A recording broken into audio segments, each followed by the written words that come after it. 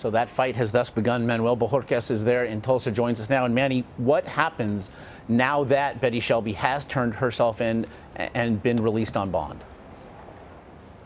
Yeah, she has been released from this jail on a $50,000 bond. We're told she is to have a hearing on Monday, and then the case will proceed through the judicial system here in Tulsa County. Keep in mind that the U.S. Department of Justice also has a civil rights investigation going on at the same time. The results of that and a possible trial, as you know, in these cases could be weeks, even months, before we know how all of this will turn out.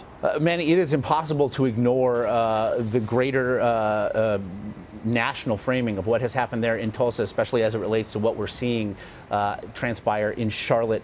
With the tensions running so high nationally, how has that community been reacting to what's happening?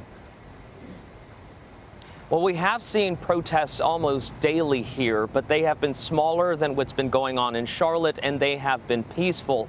I think here you had a situation, and the mayor told us this earlier this week, where they tried to get ahead of what could be a very controversial situation.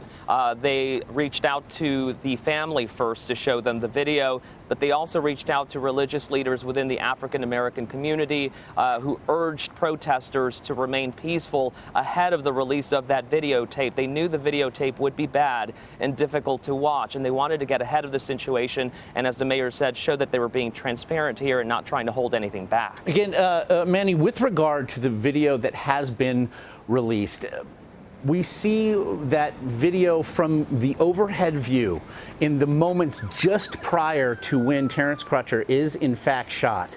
We do see him, as the video we're looking at right now, walking backwards from the police back towards that vehicle with his hands up. But quite literally, as this aerial view just moves to a point where Crutcher is obscured, do we have or do we know of another the existence of video from another angle that shows exactly what happened?